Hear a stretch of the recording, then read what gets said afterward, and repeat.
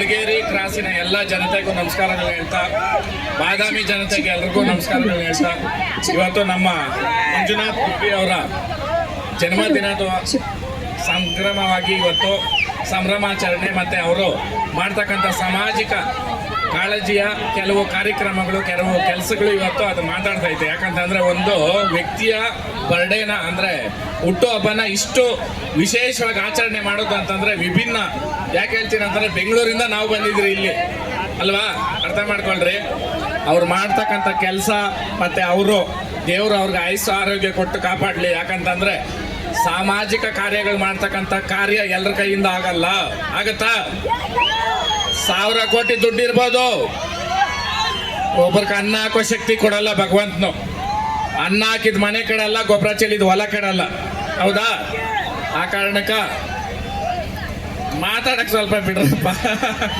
Okay, ಇವತ್ತು ನಮ್ಮ ಹಳ್ಳಿ ಜನತೆ ಮನಸ್ಸಲ್ಲಿ ಯಾವತ್ತೂ ಕಲ್ಮಶ ಇರಲ್ಲ.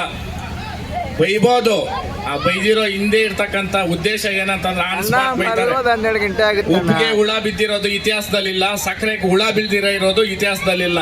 ಹೌದಾ? ನಮ್ಮ ಬೆಂಗಳೂರು ಭಾಷೆನೇ ನಾನು ಮಾತಾಡೋ, ಉತ್ತರ ಕರ್ನಾಟಕ ಭಾಷೆ ನನಗೆ ಅಷ್ಟು ಬರಲ್ಲ. ಸ್ನೇಹ ಅಂತಂದ್ರೆ ಕೆಲವು ಸ್ವಲ್ಪ ಅವಕಾಶ ಮಾಡಿಕೊಟ್ರೆ ನಾನು ಹೇಳ್ತೀನಿ ರಪ್ಪ. ಹೌದಾ? ದಯವಿಟ್ಟು ಸಹಕಾರ ಮಾಡ್ರಿ. ನಿಮ್ಮ ಪ್ರೀತಿ ಅಭಿಮಾನಕ್ಕೆ ನಾನು ಯಾವತ್ತೂ ಚಿರಋಣಿ. ಉತ್ತರ ಕರ್ನಾಟಕ ಅಂತಂದ್ರೆ ಗಂಡು ಮೆಟ್ಟಿದ ನಾಡು, ಖಡಕ್ ಭಾಷೆ, ಖಡಕ್ ರೊಟ್ಟಿ. ಹೌದಾ? ಉತ್ತರ ಕರ್ನಾಟಕ ಅಂತಂದ್ರೆ ಫಿಲ್ಟರ್ ಇಲ್ಲ ಅಂತಂದ್ರೆ ಯೋಚನೆ ಮಾಡಿ ಮಾತಾಡಲ್ಲ. ಸುಳ್ಳೆ ಮಗನೆ ಅಂತ ಅಂತೀರ, ಅದ್ರಲ್ಲಿ ಪ್ರೀತಿ ಇರ್ತದೆ. ಹೌದಾ? ಆ ಕಾರಣಕ್ಕ ಉತ್ತರ ಕರ್ನಾಟಕದ ಮಂದಿಗೆ ನಾನು ಯಾವತ್ತೂ ಚಿರಋಣಿ. ಯಾಕಂತಂದ್ರೆ ಲಕ್ಷಾಂತರ ಜನ ನನಗೆ ವೋಟ್ ಮಾಡಿರೋದು ಬಿಗ್ ಬಾಸ್ ಅಲ್ಲಿ ಇದ್ದಾಗ. ಮತ್ತೆ ರೈತಾಪಿ ಅಂತ ಬಂದವಾಗ ಹೊರತು ಸಂತೋಷನಾಗಿ ಗುರುತಿಸಿದವರು ನಮ್ಮ ಉತ್ತರ ಕರ್ನಾಟಕದವರು ಕೂಡ ಇದ್ದೀರಾ. ಆ ಕಾರಣಕ್ಕ ನಿಮ್ಮ ಕಡೆಗೆ ಬರ್ಬೇಕಂದ್ರೆ ನನಗೆ ಭಾಳ ಒಲವು. ಯಾಕಂದ್ರೆ ನಾನು ಇಷ್ಟು ಬ್ಯುಸಿ ಶೆಡ್ಯೂಲಲ್ಲಿ ಕೂಡ ನಾನು ನಿಮ್ಮ ಹತ್ರ ಬಂದಿದ್ದೀನಿ ಅಂತಂದ್ರೆ ನಿಮ್ಮ ಮೇಲೆ ಇರ್ತಕ್ಕಂಥ ಪ್ರೀತಿ, ಗೌರವ.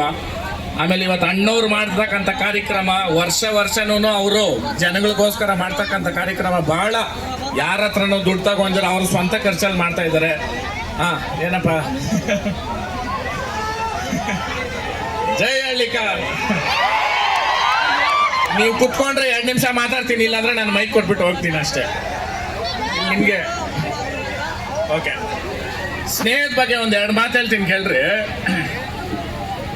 ಸ್ನೇಹ ಅಂತಂದ್ರೆ ಇಡೀ ಮನುಕುಲದಲ್ಲಿ ಅಣ್ಣ ತಮ್ಮಂದ್ರು, ಅಕ್ಕ ತಂಗಿರು, ಅಪ್ಪ ಅಮ್ಮ, ತಂದೆ ಮಗು, ತಾಯಿ ಮಗು ಎಲ್ಲದಕ್ಕೂ ಮಿಂಚಿದಂತ ಒಂದು ಏನಾದ್ರೂ ಬಂಧ ಇದೆ ಅಂತಂದ್ರೆ ಅದು ಸ್ನೇಹ. ಕರೆಕ್ಟಾ? ಆ ಸ್ನೇಹ ಇವತ್ತು ಏನಾಗ್ಬಿಟ್ಟೈತೆ ಅಂದ್ರೆ ಕೆಲವು ಏಳ್ಮಿಂಡ್ರಿಗಳು ಏನ್ ಮಾಡ್ತಾವ್ರೆ ಅಂತಂದ್ರೆ ಬೆಳಗ್ಗೆ ಟೀ ಕುಡಿಯೋರು ಮತ್ತೆ ಸಾಯಂಕಾಲ ಟೀ ಕುಡಿಯೋರು ಇಬ್ಬರವ್ರೆ ನಮ್ಮ ಹತ್ರ. ಅವಾಗ ಬರ್ತೈತೆ ಕೆಲವೊಂದು ಮಾತುಗಳು. ಮಾತಾಡಕ್ ಬಿಡಪ್ಪ, 1-2 ನಿಮಿಷ ಬಿಡಿ ಹೇಳ್ತೀನಿ. ಆ ಟೈಮಲ್ಲಿ ಏನ್ ಮಾಡ್ತಾರೆ ಅಂತಂದ್ರೆ ನಾವು ಕೆಲವೊಂದು ಹಂಚ್ಕೊಂಡಿರ್ತೀರಿ. ಅವ್ರ ಹತ್ರ ಯಾಕೆ ಹಂಚ್ಕೊಂಡಿರ್ತೀರಿ ಅಂತಂದ್ರೆ ನಾವು ದಡ್ರಾಗ ಹಂಚ್ಕೊಂಡಿರಲ್ಲ. ಅವ್ರ ಮೇಲೆ ಇರ್ತಕ್ಕಂಥ ಗೌರವ, ನಂಬಿಕೆ ದ್ರೋಹ ಮಾಡೋದು, ತಾಯಿ ಕ್ಲಾಡಿ ಬಿಚ್ಚೋದು ಎರಡೂ ಒಂದೇ. ಕರೆಕ್ಟಾ? ಅದನ್ನ ಕೆಲವು ಏಳ್ಮಿಂಡ್ರಿಗಳು ಏನ್ ಮಾಡ್ತಾರೆ ಅಂತಂದ್ರೆ ಇವ್ರು ನಮ್ಮನ್ನ ನಂಬೋರು ಅಂತಂದ್ರೆ ಇವ್ರು ದಡ್ರು ಅಂತ ತಿಳ್ಕೊಂತಾರೆ. ದಡ್ರಲ್ಲ, ಅದು ನಿಮ್ಮ ಮೇಲೆ ಇಟ್ಟಿರ್ತಕ್ಕಂಥ ನಂಬಿಕೆ. ಅವಾಗ ಏನ್ ಮಾಡ್ತಾರೆ ಅಂತಂದ್ರೆ ನಿನ್ ಮೇಲೆ ಏನ್ ಹೇಳ್ದ ಗೊತ್ತೇನೋ, ನಿನ್ ಮೇಲೆ ಏನ್ ಹೇಳ್ದ ಗೊತ್ತೇನೆ ಅಂತಾರೆ. ನಮಗ್ ಬೇಕು, ನಾವು ಮಾಡಿದ್ರಿ, ನಿನ್ಗೆ ಬೇಡ ಅಲ್ಲ, ನೀನು ಉತ್ತಮ ತಾನೆ, ನೀನು ಚೆನ್ನಾಗಿರು. ಅದ್ರ ಬಗ್ಗೆ ಮಾತಾಡಿ ನೀನಾಗಿ ಸಣ್ಣವನಾಗ್ತೀಯ ಅಲ್ವಾ? ಕೆಲವೊಬ್ಬರು ತಪ್ಪುಗಳನ್ನ ಹೇಳಿ ನಾವು ಸಣ್ಣವ್ರಾಗ್ತೀರಿ. ಯಾಕಂತಂದ್ರೆ ಅವರ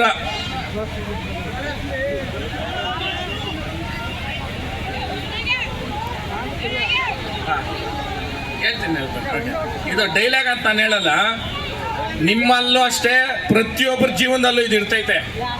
ಮುಂದೆ ಮಾತಾಡೋನು ಅಪ್ಪನ ಕುಡ್ದವನು, ಹಿಂದೆ ಮಾತಾಡೋನು ಮಿಂಡ್ರ್ ಕುಡ್ದವನು. ಕರೆಕ್ಟಾ?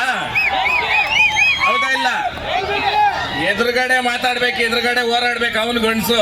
ಹಿಂದೆಯಿಂದ ಬಂದು ಚಾಕು ಹಾಕ್ಬಿಟ್ರೆ ನನ್ಗೆ ಗೊತ್ತಾಗಲ್ಲ. ನಿಮ್ಮ ಹತ್ರ ಮಾತಾಡ್ತಾ ಇದ್ದೀನಿ, ಹಿಂದೆಯಿಂದ ಬಂದು ಹಾಕ್ಬಿಟ್ರೆ ನನ್ಗೆಲ್ಲಿ ಗೊತ್ತಾಗುತ್ತೆ? ಈ ಕಾಲದಲ್ಲಿ 100ಗೆ 30% ಏಳ್ಮೆಂಟ್ರಿಗಳವ್ರೆ, 70% ಅಂತ ಹೇಳಲ್ಲ. ಯಾಕಂತಂದ್ರೆ ಹಂಗಿದ್ದಿದ್ರೆ ಮಳೆ ಬೆಳೆ ಆಗಲ್ಲ ಪ್ರಪಂಚದ ಮೇಲೆ. ಆ ಕಾರಣಕ್ಕ ಆಮೇಲೆ ಕೆಲವೊಬ್ರು ನಿಮ್ಮನ್ನು ಅಂದಿರ್ತಾರೆ, ನಂದು ಕೆಲವೊಂದು ಇವಾಗೂ ಸ್ಟೇಟಸ್ ಅಲ್ಲ ಐತೆ, ಕೆಲವೊಂದು ಇವಾಗೂ ಆಗ್ತಾ ಇರ್ತಾರೆ ಮೀಮ್ಸ್ ಅಲ್ಲಿ, ನಮ್ಮ ಹೊಟ್ಟೆ ಎಷ್ಟು ಉಳಿಸ್ತಾರೆ ಇವರು ಅಂತ.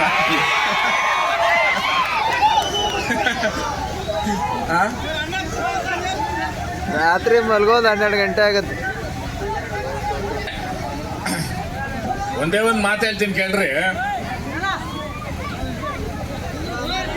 ಇನ್ನ ಗಣ್ಯಾತಿ ಗಣ್ಯರು ಇದ್ದಾರೆ ವೇದಿಕೆ ಮೇಲೆ, ವೇದಿಕೆ ಮುಂಭಾಗದಲ್ಲಿ ಸುಮಾರು ಗಣ್ಯರು ಇದ್ದಾರೆ, ಮತ್ತೆ ಎಲ್ಲ ಜನತೆ ಇದ್ದಾರೆ.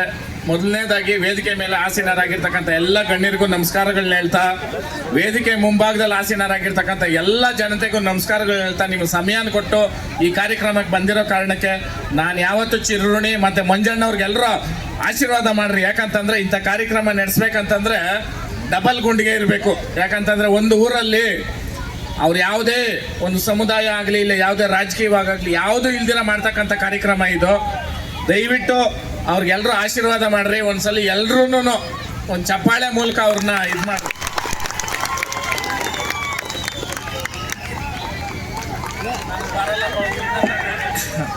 ಆಮೇಲೆ ಇಲ್ಲ ಒಂದೇ ಹೇಳ್ತೀನಿ ಕೇಳ್ರಿ, ನಿಮ್ಮ ಹತ್ರ ಕೂಡ ಅಂದಿರ್ತಾರೆ ಕೆಲವರು, ಅಪ್ಪನ ದುಡ್ಡಲ್ಲಿ ಶೋಕಿ ಮಾಡ್ತಾರೆ ಅಂತ.